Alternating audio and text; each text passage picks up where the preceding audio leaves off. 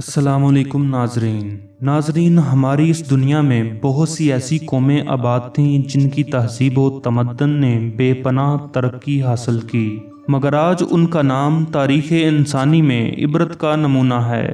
मिस्री तहजीब भी अपने अंदर बेपनाह दिलचस्प हक़ाइक़, राज और इबरत लिए हुए है, जिनको जानकर आप हैरान हुए बगैर नहीं रह सकेंगे। आगे बढ़ने से पहले आपसे गुजारिश है कि अगर आपने हमारा चैनल सब्सक्राइब नहीं किया तो हमारे चैनल को सब्सक्राइब कीजिए और साथ बेल आइकन को प्रेस कीजिए। बिल्लियों की इबादत। नाजरीन, कदीम मिस्र में जानवरों को बहुत अहमियत दी जाती थी और अक्सर की इबादत भी की जाती थी। इनमें बिल्लियों को सबसे ज़्यादा एहतराम से देखा जाता था। कदीम मिस्रियों का ख्याल था कि जानवर देवताओं के अवतार होते हैं, लिहाजा जानवरों को पालतू जानवर के तौर पर रखना मकबूल था। कदीम मिस्र में अगर कोई शख्स बिल्ली को मारते हुए पकड़ा जाता तो उसको सजाए मौत दे दी जाती, मगर जब बिल्लियों की तादाद बहुत ज़्यादा हो जाती तो उनको देवताओं पर कुर्बान कर दिया जाता। इससे उनकी आबादी कम हो जाती। ममीज़। कदीम मिस्रियों का मानना था कि इस ज़िंदगी के बाद की ज़िंदगी में महफूज तरीके से पहुंचने का वाहिद रास्ता ये है कि मैयत को मम्मी के तौर पर तैयार करने के सख्त तरीक़ाकार पर अमल किया जाए, और मम्मी तैयार करने के इस अमल में लगभग 70 दिन लगते। जब किसी जिस्म को मम्मी के लिए तैयार किया जाता तो सबसे पहले इस जिस्म के अज़ा निकाल दिए जाते और अगले मरहले में जिस्म से तमाम नमी ख़त्म करना होती, और इस मकसद के लिए उन्होंने एक पाउडर किस्म के नमक में जिस्म को डांप दिया जाता और उसे तकरीबन 35 से 40 दिन तक छोड़ देते जब तक कि नमी ख़त्म ना हो जाए। इसके बाद नमक को साफ करके 4000 मरबा फीट पट्टियों से लपेट दिया जाता और फिर इस मम्मी को ताबूत में डाल दिया जाता। कैनोपिक जार।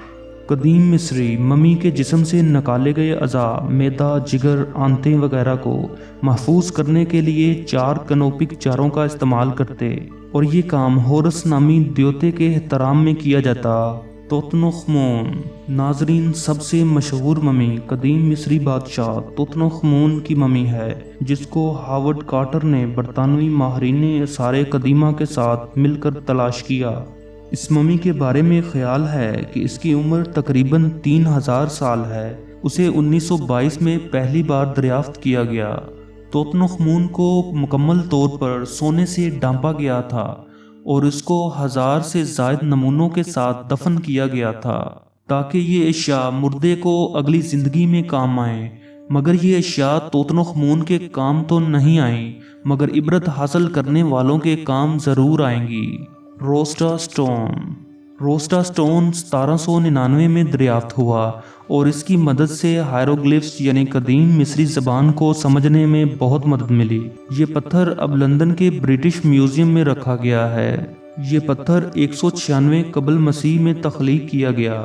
ये दरअसल मिस्र में जारी करदा एक फरमान का हिस्सा है जो कि 3 ज़बानों में था। इस पर मौजूद कदीम यूनानी तहरीर में तर्जमा मुहक्कीन के लिए कदीम मिस्री ज़बान को समझने में इंतहाई मददगार साबित हुआ, जिससे कदीम मिस्रियों के बारे में मज़ीद जानने का मौका मिला। टूथपेस्ट। कदीम मिस्री दांतों की हिफाजत को बहुत अहमियत देते थे और ये लोग पहली टूथपेस्ट के तख्लीक़कार माने जाते हैं। ये टूथपेस्ट बनाने के लिए राख, पोमाइस, जलाए हुए अंडे के शेल और बैल के खुरों का पाउडर इस्तेमाल करते। Board game. कदीम मिस्र में बोर्ड गेम बहुत ही मकबूल थे। इन बोर्ड गेम्स में सेनेट और महन सबसे ज़्यादा मकबूल थे। तारीख दानों का ख्याल है कि सेनेट बोर्ड गेम 5000 साल पुराना है। मिस्री ज़बान में इस खेल का मानी गुजरने का खेल है। मर्द औरत दोनों का मेकअप करना। कदीम मिस्री मर्द और ख़वातीन दोनों ही मेकअप करते थे। उनका ख्याल था कि इससे उनके देवता उनकी हिफाजत करते हैं। आदि बिल्ली, आदि औरत, देवी बास्टेट। कदीम मिस्री देवी बास्टेट को आदि बिल्ली और आदि औरत के तौर पर पेश करते थे। ये देवी बिल्लियों के लिए मोहब्बत की नुमाइंदगी करती थी। ये ख्याल किया जाता था कि ये देवी बुरी रूहों और बीमारियों से बचाती है।